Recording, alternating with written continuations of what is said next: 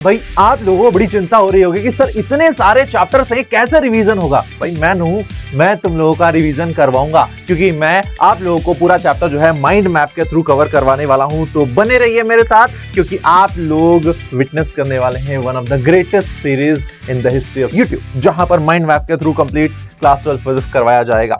Hello class 12 champions, स्वागत है आप सभी का। तो सबसे पहले हम यहां पर अगर देखें तो हम इलेक्ट्रिक चार्ज एंड फील्ड जो चैप्टर है, इस चैप्टर से हम शुरुआत करते हैं। ओके, इस चैप्टर से हम शुरुआत करेंगे। सबसे पहले इलेक्ट्रिक चार्ज क्या होता है? तो भाई इलेक्ट्रिक चार्ज के बारे में अगर हम बात करें तो इलेक्ट्रिक चार्ज बेसिक एक प्रॉपर्टी होती है मैटर की, जिसकी वजह से उस ऑब्जेक्ट को जब किसी इलेक्ट्रिक फील्ड में रखा जाता है तो वो एक फोर्स एक्सपीरियंस करता है। दो टाइप के चार्ज होते हैं, एक होता है पॉजिटिव चार्ज, एक होता है नेगेटिव चार्ज।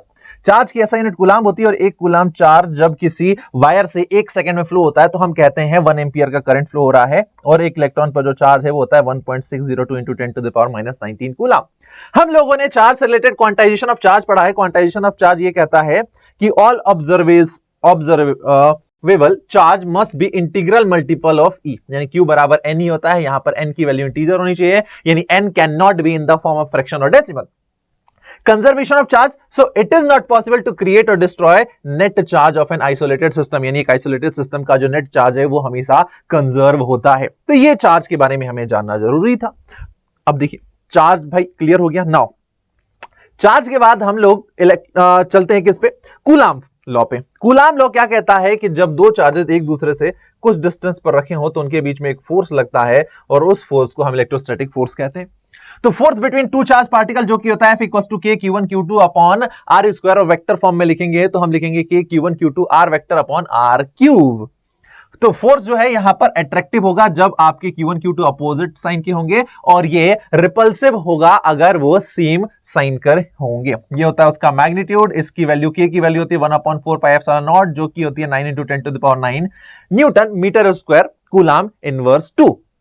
मल्टीपल चार्जेस, जब किसी बॉडी पर एक चार्ज है और उसके आसपास कई सारे चार्जेस रखे हैं तो उन सभी चार्जेस की वजह से जो नेट फोर्स होगा वो वेक्टर सम होगा ऑल दी फोर्सेस का, where Ri is the unit vector along charge particle under consideration.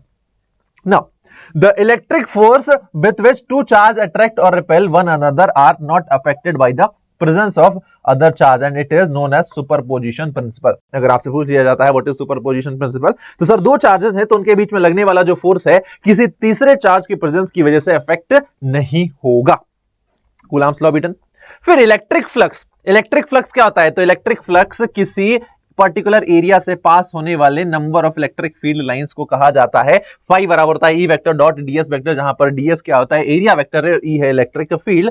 Phi अगर हमें टोटल फाइंड आउट करना है तो वो होता है integration of E vector dot ds vector. Electric flux यहां से मिल जाएगा। इलेक्ट्रिक फ्लक्स उसके बाद फिर हमें गॉस थ्योरम क्या कहती है दोस्तों? तो गॉस थ्योरम हमें कहती है कि जो हमारा फ्लक्स होता है किसी भी एरिया से पास होने वाला वो बराबर होता है Q इनक्लोज्ड डिवाइडेड बाय ε0, यानी कितना चार्ज इनक्लोज है डिवाइडेड बाय ε0। फाई बराबर होता है Q इनक्लोज डिवाइडेड बाय ε0। यहां पर Q आइन क्या है? तो नेट चार्ज इनक्लोज, और फाई है आपका flux through a closed surface. Electric field क्या होता है? तो देखिए इलेक्ट्रिक फील्ड जो है, इलेक्ट्रिक फील्ड लाइंस क्या होती है? तो electric field lines are always normal to the conducting surface, line originating from positive charge and terminating in the negative charge. They never intersect each other and they never form closed loop and they are imaginary lines. Now what is electric field due to a point charge? Due to a point charge electric field क्या होता है? तो वो होता है E vector equals to F vector upon Q. यहां पर F आपको पता है जो कि होता है K Q1 Q2 upon R²। तो जब हम इसको रखेंगे तो Q से Q कैंसिल हो जाएगा और किसी पॉइंट चार्ज की वजह से R डिस्टेंस पर जो इलेक्ट्रिक फील्ड है वो हो जाएगा हमारा KQ/R²। KQ/R², ये हो जाएगा हमारा इलेक्ट्रिक फील्ड। इसकी यूनिट होती है इलेक्ट्रिक फील्ड की न्यूटन पर coulomb. Due to the discrete distribution of charges, जो इलेक्ट्रिक फील्ड होगा हमारा ये हो जाएगा summation of I to N E I vector. Due to the continuous distribution of charge, जो इलेक्ट्रिक फील्ड है हमारा वो क्या हो जाएगा? I vector equals to K integration of dQ/RQ into R vector, और इसको आप सॉल्व कर लेंगे। इलेक्ट्रिक फील्ड हम फाइंड आउट करेंगे due to the dipole eight axial position. तो एक्सियल पोजीशन पे जो इलेक्ट्रिक फील्ड होता है वो होता है 1/4πε0 2p/R³ इनटू R कैप, और इलेक्ट्रिक फील्ड इक्वेटोरियल पोजीशन पे होता है 1/4πε0 p/R³। नाउ टॉर्क क्या होता है इलेक्ट्रिक डायपोल पर? जब हम उसको इलेक्ट्रिक फील्ड में रखते हैं तो वो होता है P vector cross E vector या फिर पीई साइन थीटा। ये होता है हमारा डायपोल। जो हमने गॉस लॉ यहां पर पढ़ा, अच्छा इलेक्ट्रिक डायपोल क्या होता है, तो दो चार्जेस जो कि एक दूसरे से कुछ डिस्टेंस पर रखे हुए हैं, एक प्लस चार्ज है एक माइनस चार्ज है, एक दूसरे से ये लेट्स सपोज 2a डिस्टेंस पर रखे हुए हैं, तो ये एक अरेंजमेंट कहलाएगा electric dipole. Electric dipole movement जो है पी वेक्टर वो होता है आपका q इंटू 2a, यानी उन दोनों के बीच का डिस्टेंस और किसी एक चार्ज का मैग्नीट्यूड। नाउ अगर हम बात करें भाई जो गॉस लॉ हमने पढ़ा है, उस गॉस लॉ के एप्लीकेशन क्या होते हैं, तो गॉस लॉ की हेल्प से हम इलेक्ट्रिक फील्ड फाइंड आउट कर सकते हैं। तो we can find the electric field due to the uniformly charged sphere at outside. Outside क्या होता है कि स्फीयर के आउटसाइड, तो हम कर देते हैं, तो इनसाइड होता है हमारा q r upon 4 pi epsilon naught into R cube, और ऑन द सरफेस क्या होता है q upon 4 pi epsilon naught into R square, और इनसाइड क्या होता है 0 होता है। Field due to linear charge distribution वो होता है E बराबर lambda upon 2 pi epsilon naught into R, यहां पर लैम्डा होता है लीनियर चार्ज डेंसिटी, किसी प्लेन शीट की वजह से होता है लैम्डा अपॉन 2 एप्सिलॉन नॉट, यहां पर सिग्मा होता है चार्ज पर यूनिट एरिया, और किसी चार्ज कंडक्टिंग प्लेट की वजह से होता है सिग्मा अपॉन एप्सिलॉन नॉट, यहां पर सिग्मा क्या होता है चार्ज पर unit area. Now field inside a conductor, किसी कंडक्टर के इनसाइड जो फील्ड होता है वो 0 होता है। Field inside due to a thin spherical shell at a point outside the shell जो होता है q upon 4 pi epsilon naught into R square, inside the shell होता है 0, ऑन द सरफेस होता है q upon 4 pi epsilon naught R square, and electric field due to a uniformly charged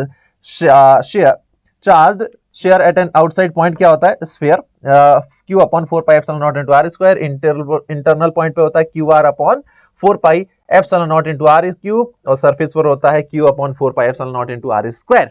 now अब ये जो भी चीजें मैंने बोली आप लोगों को क्या लग रहा होगा कि सर ये हमको क्लियरली विजिबल नहीं है, कैसे देख सकते हैं, कैसे हम लास्ट मिनट पे रिवाइज कर सकते हैं, तो दिस इज नॉट समथिंग जो कि मैं आप लोगों को पढ़ा रहा हूं, ये आप लोगों ने ऑलरेडी पढ़ा हुआ है, मैं बस इसको एक बार आपको दिखा के लास्ट मिनट रिवीजन करवा रहा हूं। तो अगर आप लोगों को इसका नोट्स भी चाहिए तो कमेंट करके मुझे बताइए, I will provide you this mind map. अब इस तरीके से अगर आप चाहते हैं कि मैं आप लोगों को क्लास 12 के कंप्लीट चैप्टर्स के मैं आपको माइंड मैप के थ्रू रिवीजन करवाऊं, तो आप मुझे कमेंट करके बताइए। मिनिमम मुझे 70 कमेंट्स, मिनिमम 70 कमेंट अगर मुझे मिलते हैं कि सर